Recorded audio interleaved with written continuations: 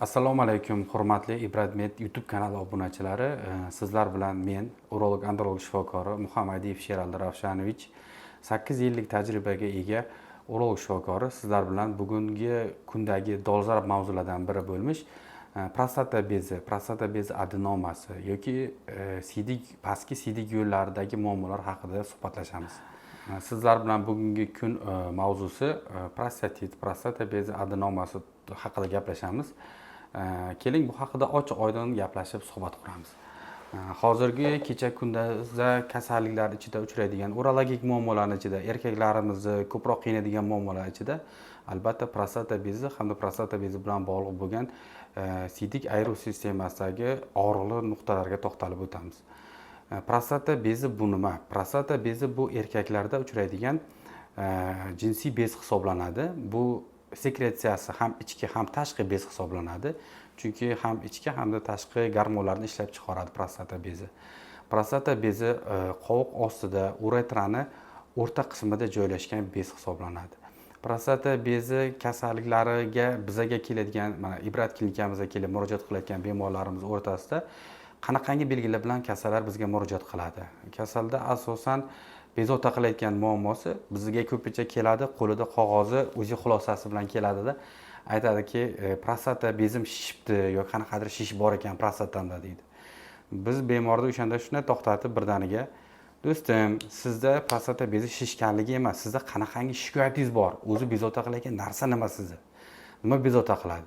Siz faqat klinik holatingiz bo'yicha baholang deymiz. Shunda bemorimiz aytadiki, peshobda tez-tez chiqish hojatga, siyganda achish hissi borligi yoki bo'lmasam hojatga boradi, qovog'ida to'liq bo'shamaganlik hissi. Keyin biz bemorlarni bir nechta tekshiruv usullari bor. Shularga bemorlarimizni yo'naltirib beramiz. Bunda birinchi tekshiradigan ishimiz bu kasallikni birinchi anamnezdan yig'iladi. Anamnez degani bemor bilan o'tirib suhbat qurasiz, u bilan gaplashasiz, holatni so'raganingizda sizda yoshingiz nechida ekanligi. Chunki prostata bezi bilan bog'liq muammolar, prostata bezidagi shishlar bu har doim prostata bezining razmeri yosh bilan ko'proq bog'liq bo'ladi. Bu degani nima degani? Ko'pincha 50 yoshdagi kishilarda 50% holatlarda uchraydiki, prostata bezi bilan bog'liq muammolar. Bu muammo yosh qanchalik katta bo'lib borgan sari 50 yoshda 50%, 60 yoshda 60%, 70 yoshda 70, 80 yoshda 80% shunaqangi siydik yo'llardagi muammolar bilan kechadi. Biz bemordan so'raganimizda sizda prostata bezi shishganligini o'zingiz faqat aytdimi yoki qanaqadir klinik belgilar bilan namoyon bo'ldimi bu narsa? Shunda aytganimizda aytadiki, meni shishim bilan shunaqangi bog'liq muammolarim yaqin 1 oy ichida boshlandi yoki yaqin 2 oy ichida boshlandi deyiladi. Shunda biz o'ylashimiz kerakki, prostata bezi har doim shishganida ham bunaqangi muammolar keltirib chiqarmaydi. Ayrim paytida prostata bezi kichrayishi hisoblanib shunaqa muammo kelib chiqadi. Bu qanaqangi holatda? Bunda biza kasalliklar o'rtasida differensial diagnostika qilinadi, boshqa kasalliklar bilan taqqoslab tekshiriladi. Differensial diagnostika qilish kerakki, skleroz kasalligi, prostata bezi sklerozida prostata bezini hajm jihatdan kichrayadi-da, xuddi shunaqangi adenoma bo'lganda yoki siydik bilan bog'liq muammolar yoshi katta kishida bo'lgan sari siydikda chiqarishida naporining sustligi bo'yicha murojaat qilib kelgan bo'ladi. Napor sustligi ko'riladi kasalda. Bunda biz birinchi navbatda anamnez yiqqanimizdan keyin bunda o'zini butun yevropeyskiy standartda IPSS degan tekshiruv bor. IPSS tekshirib bu hayot sifatini belgilovchi tekshiruv. Keyin ikkinchi tekshiruv xulosamiz. Bemorlarimizda prostata bezini qovoqni to'ldirgan holatida, ya'ni 2 soat, 3 soat davomida hojatga chiqmasdan keling degan talab qo'yamizda keladi. Qovoqni ultra tovushli tekshiruv orqali tekshiramiz. Buni transvizikali qovoq ustidan yoki bo'lmasa truzi, ya'ni rektalni datchik yordamida UZI apparati tekshiriladi. UZI apparati tekshirilgandan keyin bemorda prostata bezini hajmi qancha ekanligi hamda qovog'ida hojatxonaga kirish, o'ziga kirishdan oldin qovog'idagi siydik hajmi qancha ekanligi o'lchanadi. Hamda biz bemorga aytamizki, chiqib hojatxonaga chiqingda, keyin qaytib kirib yana bitta o'zi qilamiz deymiz. Yana bitta chiqib qaytib kirgandan keyin o'zi qilsa, qovog'ida qoldiq siydikning miqdoriga qarab orientir olamiz.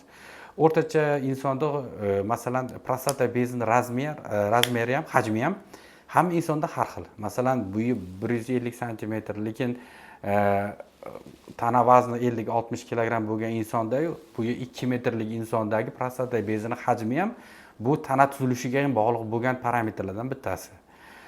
Keyin bemorimiz chiqib, masalan, o'rtacha insonda qovoq 300 ml siydik yig'adigan deb hisoblasak, 300 ml yo 400 ml siydik yiqqandan keyin hojatxonaga chiqib qaytib kirgandan keyin agarda umumiy siydik hajmini, masalan, 300 ml da 10% miqdori agar qovoqda qolsa, bu normal holat hisoblanadi. Demak, bu degani 300 ml siydikdan qaytib kelgandan keyin qayta o'zi qilganimizda 30 ml gacha qolgan siydik qoladigan bo'lsa, bu normal holat. Agarda siydikda 300 ml siydikdan 50 ml dan ziyod qoladigan bo'lsa, bu demak prostata bezidagi qovoqdagi funksiyasi pasayganligidan yoki bo'lmasa prostata bezida yo'llarda, prostata yo'llarida to'siq borligi, adenoma bor ekanligi sababli siydikni tashqariga chiqishiga muammo keltirib chiqayotganligini bildiradi.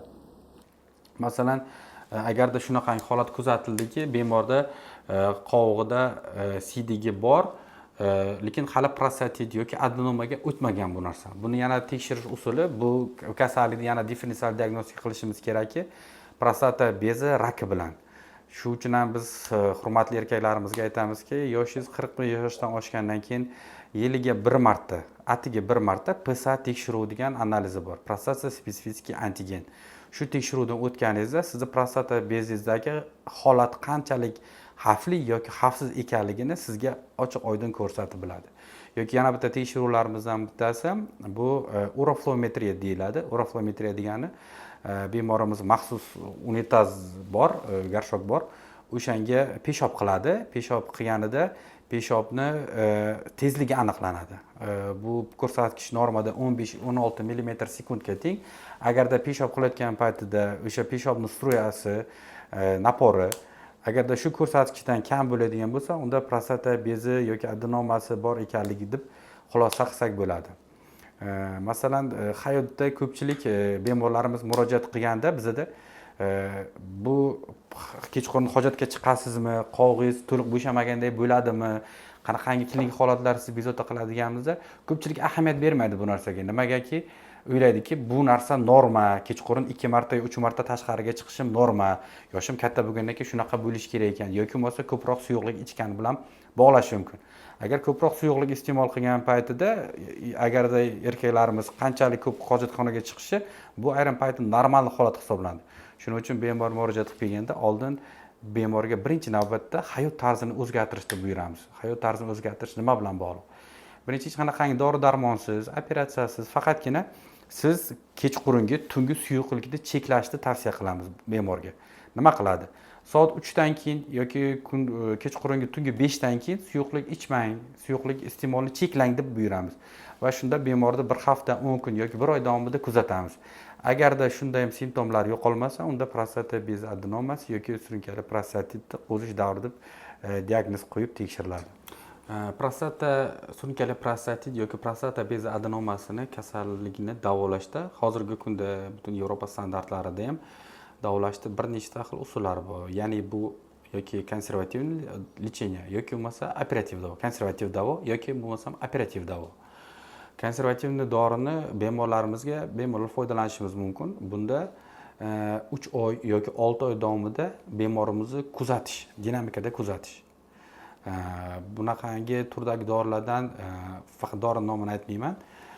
Alfa-adrenal blokator guruhiga oid dorilarimiz hozirgi kecha kunduzda adenoma prostata bilan kasallangan kasallarda juda yaxshi effekt beradi. Lekin bu dori effekti faqat simptomlarni yo'qotishga qaratilgan. Bu hech qanaqangi davolash emas, faqatgina simptomlarni yo'qotib beradi. Lekin bu dorini agarda ichayotgan bemorlarimiz bo'layotgan bo'lsa, ularda yuqorida quyidagi holat kuzatilishi mumkin. Bu nima? Retrogradna eyakulyatsiya deyiladi. Ya'ni naslni tashqariga emas, ichkariga, ya'ni orqa tarafga, qovoq sohasiga qaytadi-da. Qovoq sohasiga qaytib, keyin peshob qilgan paytida peshob bilan birgalikda qo'shilib chiqadi. Bu retrogradni eyakulyatsiyaga olib kelishi mumkin. Keyingi guruhdagi dorimiz bu inhibitor fosfodiesteraz 5-pokoleniya. Bu dorilarimiz juda ham yaxshi dori. Bu inhibitor fosfodiesteraz 5-pokoleniyaning asosiy e'tibori bu chanoq bo'shlig'ida qon aylanishini yaxshilash. Bizga adenomaga qanaqangi yordam tegadi? Yordami tegadi adenomada. Lekin adenomaga yordami tegishdan tashqari, ya'ni jinsiy zaifligi bor erkaklarimizda jinsiy faoliyatini ham yaxshilashda yordam beradi bu dorilar.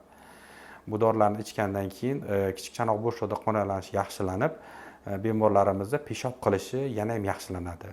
Yoki bo'lmasam keyingi turdagi dorilar nosteroid yallig'lanishga qarshi dori vositalari.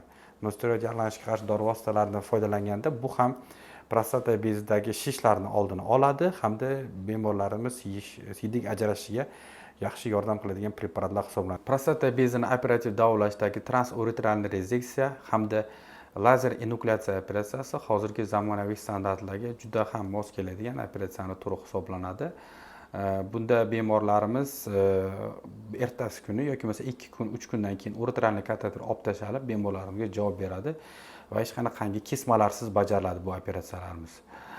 Men bemorlarimga ta'kidlagan bo'lardimki, yiliga 1 marta, atigi 1 marta sizdan 30 daqiqa talab qiladigan tekshiruvdan o'tishlaringizni. Chunki agarda siz bu holatni qancha erta aniqlasangiz, qanchalik muammoni tezroq erta yechimini topadigan bo'lsak, bu sizdagi hayot sifatini yana ham yaxshilashda ko'makchi bo'ladi. Agarda videomiz foydali bo'lgan bo'lsa, like tugmasini bosib qo'ying.